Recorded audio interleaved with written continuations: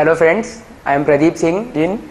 This video is part of a video series which we have started at Triumph IAS to guide all the students who are preparing for the civil services examination and in a kind to help them in every aspect of the examination, whether it is prelims or mains or interview or in choosing the right optional or going for the right mindset and right approach in dealing with all the hindrances that come in your way during your preparation. Before this video we have already uploaded a video in which I have told that how to crack the civil services in the first attempt, and in this video I am going to deal with the mistakes which I have seen people making or which I have also experienced, the mistakes to avoid in prelims. That is, I would tell you about around 10 or 12 mistakes which people often make. But before telling you the mistakes, I would like to tell you the golden rules that were suggested to me by my guide Vikas Ranjan sir, and that golden rule is nothing but that golden rule suggests you that how you can start your preparation and how you can lay down a big foundation for your preparation. So, and that golden rule also helps you in finding out the source, in finding out the book list and the notes which you will study throughout your preparation. So for finding out the source and book list, first of all you need to understand the demand of the syllabus and the demand of the examination. So for that sir had suggested me that first of all see the syllabus. It is both for prelims, mains and interview, and it does not apply only to the UPSC civil services examination but to any other examination for which you are preparing. So first of all see the syllabus, then see the previous year papers, and after that see the knowledge, or you would not be required to see, you will already get to know that what is the knowledge required for clearing this examination. When you would see the syllabus, you would get to know that what is the demand of this examination, and after seeing the syllabus you would also get to know that out of the syllabus which part is being asked frequently in the paper, or what is the recent trend that is going on, because there are 7 subjects in the syllabus including the history, geography, economy, polity, science, current affairs and other things. And out of the 7 things, sometimes it happens that polity is out of polity 20 to 25 questions are asked. Out of history sometimes happens that 17 to 20 questions are asked. But when you will see the previous year papers, you will get to know that what is your prediction, what your inner sense is saying, that which portion will be asked more in the next examination, or if not that, you will at least be able to know that what you have to read or what you have to study throughout your preparation, what the book sources and what notes you have to avoid. And that was the golden rule which helped me in sailing through this examination. And after that I would also tell you about the one thing which was told to me by Vikas Ranjan sir, and that is that every topic has 2 things. First is concepts and second thing is facts. Like for example, if you are studying civil disobedience movement, the facts would be the names involved, the year in which it happened, the organizations involved, the places involved, and the concepts would be causes, consequences and the things like that. So once you are studying the concepts and facts both, you are in the sense preparing for the civil services examination, both prelims plus mains, because prelims require the implementation of concepts and facts, and mains also has a demand, that is the implementation of concepts and enriching the answers with the facts which you have read. So if any question comes in prelims regarding civil disobedience movement, if you have all the facts ready with you, you would be able to solve the question. Similarly in mains, if any question comes regarding civil disobedience movement, there would not be any question which would not ask causes or consequences or something like that. So by this I am suggesting you, or sir has suggested me, that this exam needs integrated approach, that is to study for prelims as well as mains at the same time. And this helps you in saving your time as well as preparing for the examination in a holistic manner. So my advice would be to go for the integrated preparation and not the preparation in silos. And there lies the first mistake that people do, and that is to separate the preparation for prelims and mains.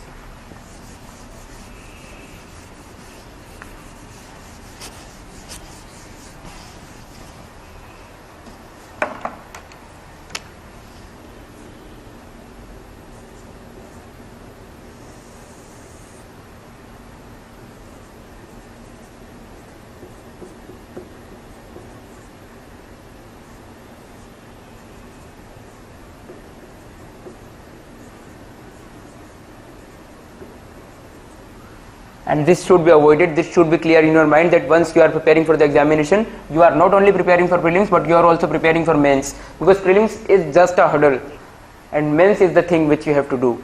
Therefore your preparation should be integrated.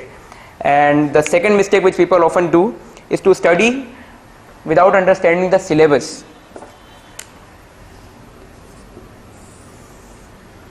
Here I would tell you that through this also, and as I have said earlier also, that when you see the syllabus and when you see the previous year papers, you will get to know that what sources you have to read and what things you have to avoid.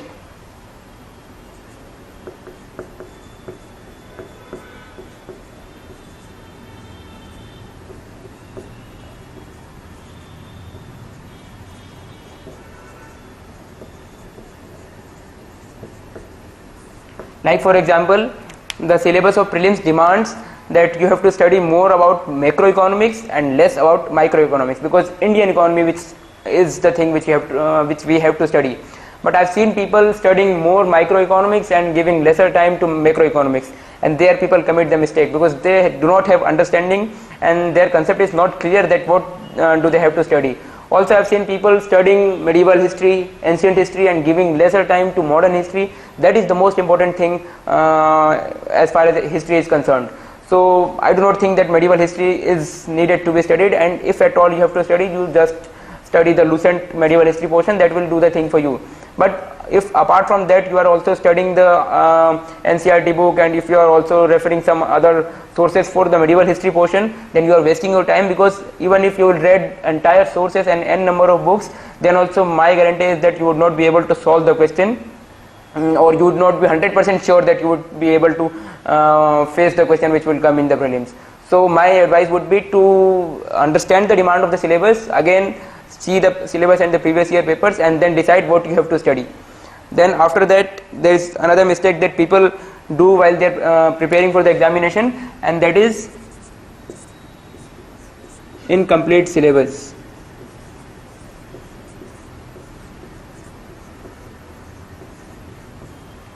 That is not completing the syllabus. If you have 7 subjects and in 7 subjects you have the right approach, and that what things you have to cover, and if after that also you are not completing your syllabus, then you are doing the mistake, and you are kind of inviting yourself towards a risk that you would not be able to solve the question in the prelims. Because if you have covered the entire syllabus, then you have a kind of probability, a more probability that you would be able to solve the question. But you have not dealt with the syllabus, then take my words that even if any question will come and about which you do not know, then you will not be able to solve the question. And therefore I would advise you that complete the syllabus, because after completing the syllabus you would get the confidence that yes, I have completed history portion, I have completed polity portion, and if after that if any question comes, especially regarding like if any question comes from polity, and you have that confidence in your mind that you are done with the polity, then if any question would come and about which you have not read, or the answer of which you do not know, then also you would be able to solve the question, because you have that confidence in mind that yes, I am done with polity, and why I am not able to solve this question. After that, even if you would guess, then believe me, your question would be correct. Therefore completing the syllabus is good in the sense of in the psychological sense as well, and in the sense of preparation as well. So this is the mistake which is done by the people. And after that, there is one more mistake which people do, and that is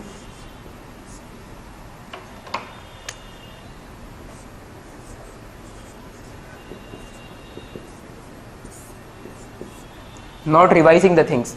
If you have completed your syllabus, if you have studied n number of things, if you have studied Nitin Singhania, NCERT, pink color book, R.S. Sharma, Lucent, everything, but you have not revised, then all those sources are of no use for you, and believe me, they are not going to help you in any way in clearing the prelims. But if you have read the limited sources and revised those things multiple times, then take my words, you will clear the prelims, because revision is the key. Studying is not the key, revision is the key. Study also includes revision, but once you revise the things, you are in the sense memorizing the things, and you are keeping the things in your mind, and whenever any question will come, your mind will automatically tell you the answer. But if you have not revised, and if you have collected, just accumulated the knowledge which is coming, and if you have just gathered all the knowledge which through various books, that is of no use. Just focus on revision. And therefore in earlier video I have told that first set a deadline, that in what deadline you are going to complete the syllabus, and after the syllabus give yourself at least 3 to 4 months for revising all those things, because after the revision you will have the key to appear in the test series and to clear the prelims as well. And after revision there is one more mistake that people do, and that is not practicing the test series, or not applying this revision thing and the syllabus thing in the actual test series papers or the previous year papers.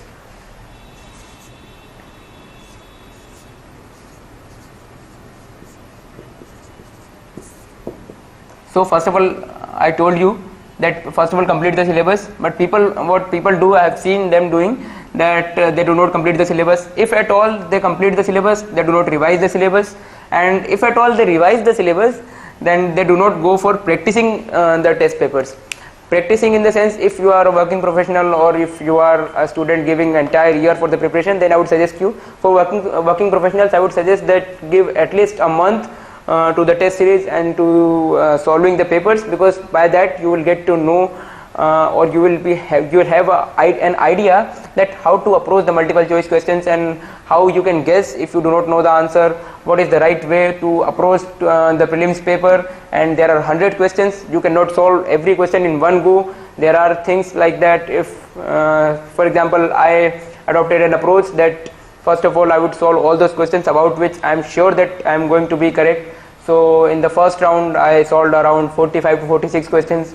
Then in the second round I eliminate the options. If I have 2 options left for the question, then I eliminate 2 options, and out of the 2 options left for me, I blindly guess one option and I take that, because I do not have any choice. If I am going to mark only 46 to 47 questions, then I am not going to clear the prelims, and therefore for clearing the prelims I am needed to solve at least 70 to 80 questions.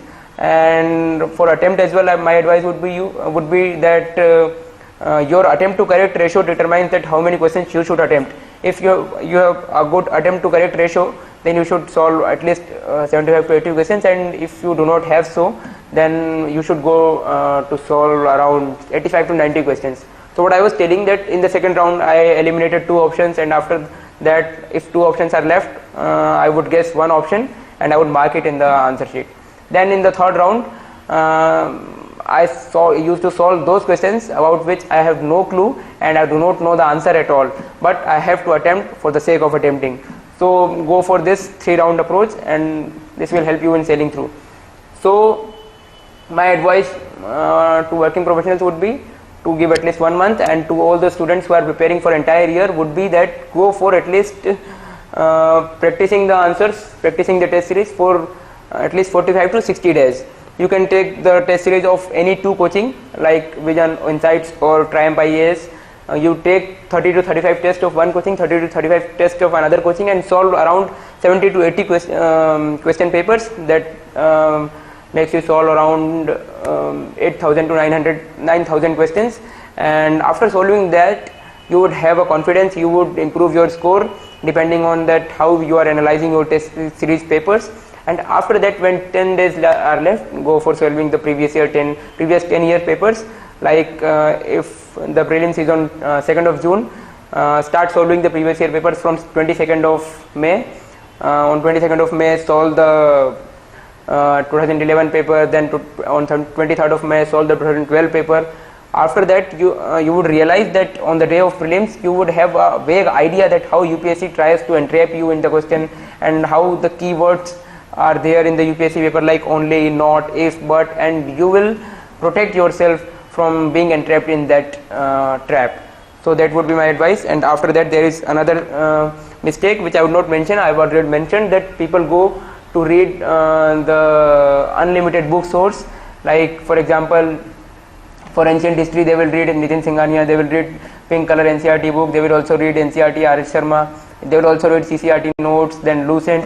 5 to 6 sources I have read those, and therefore I am advising to you that do not do that, because that takes your time and that does not help you in any way, because if you are studying 6 or 7 sources, then also you are not able to solve the question, then that is of no use.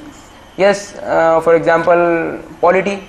For polity, people suggest that do Lakshmikant, do PM Bakshi, do DD Basu, do Subhash Kashyap. PRS is good. Current affairs material is already being supplemented with the preparation. So if you are doing 6 or 7 things for just a single subject, when would you revise? When would you recollect all the data which you have read? So my advice to you would be to limit the book source and revise it again and again, revise it multiple times and solve the test series. And my approach is also BRT plus NRT. BRT means book, revision, test, notes, revision, test. This BRT and NRT will really help you if you apply it fully in your preparation, because read the book, revise the book and go for solving the test paper. For mains as well, read the notes, revise the notes and go for solving the test papers. After sometimes you will not be able, you will not need to study the book, you will just need to revise the things and solve the paper. Revise the things and solve the paper, and by this you will gain the mastery over the subject and you would be able to solve any question that would be asked to you. After that, there is another mistake which people often commit, and that is the social media distractions.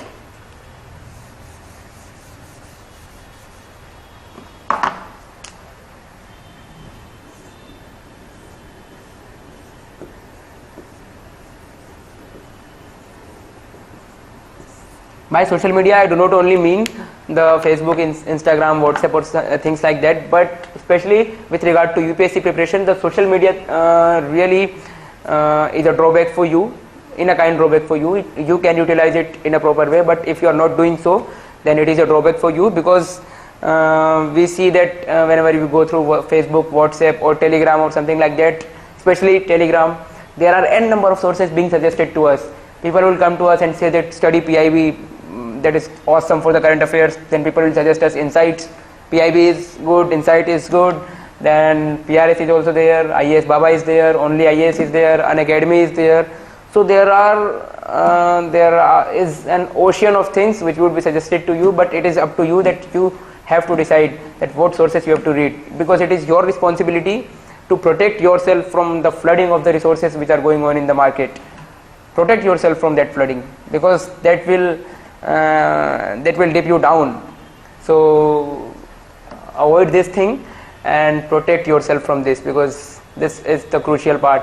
This can make you or break you if you are utilizing it in a proper way or in an improper way. After that, there is one mistake that people do, and that is the mistake in marking the answers.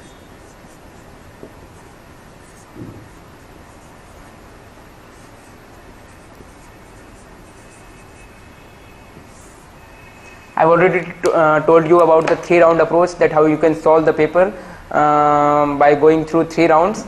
And the second mistake is also done by the people, and that is I've seen some people that first of all they mark the questions and the answer of the questions in the question paper, and then when at the last moment when the answer sheet is going to be collected, then they start marking the paper in the answers in the OMR sheet, and that has a big risk.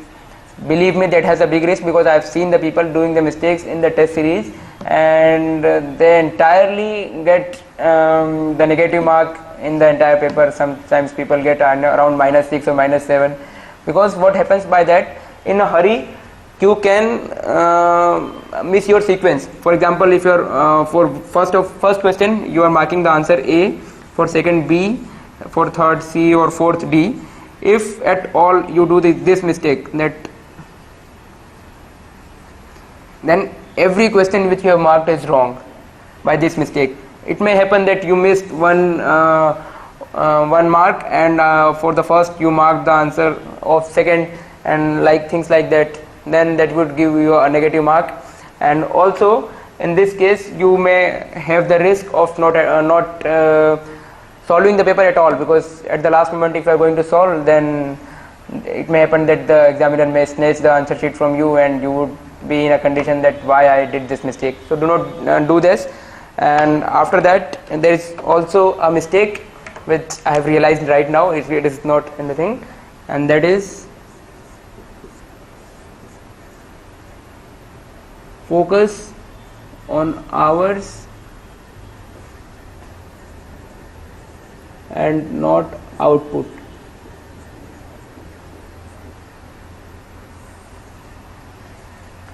People tend to believe that if we are studying for 18 to 19 hours, then we are doing our best to clear the examination, but that is not the thing. If you are not studying in a proper way, or if you are not working hard in the right direction, then that is of no use. But if you have a good output after studying even for 5 to 6 hours, then that is of more use in comparison to that student who is studying for 18 to 19 hours and his study is of no use. So focus more on output and not on hours. If you are completing the Lakshmikant book entirely, but you are taking more time, then that does not matter, because you have one entire year for the preparation. You just have to complete the syllabus. Time does not matter. You just have to revise the things. Time does not matter. You just have to solve the papers. Then their time matters, because you have to solve the question paper within the duration of 2 hours. But believe me, for completing a syllabus and revising the things, do not do the things in hurry, or do not give extra time to anything else, but just focus on completing the thing and getting the understanding of the concepts. That is all I would like to say about the mistakes. And at last I would like to say that mistake is not a mistake, but to forget the mistake is a mistake. I have committed the mistake, but I have not forgotten the mistakes, and therefore I am sharing with you all my mistakes. These all mistakes I have done, but either in the test series or either in anything else, I improved upon it. But I am not sure that whether I am completely an errorless man, but yes, I have improved upon these mistakes, and therefore I am suggesting to you, you also commit mistakes, but improve upon it, and that will do the thing for you. All the best for to all of you who are preparing for the examination or who are appearing in this year prelims. My best wishes to you all. Thank you.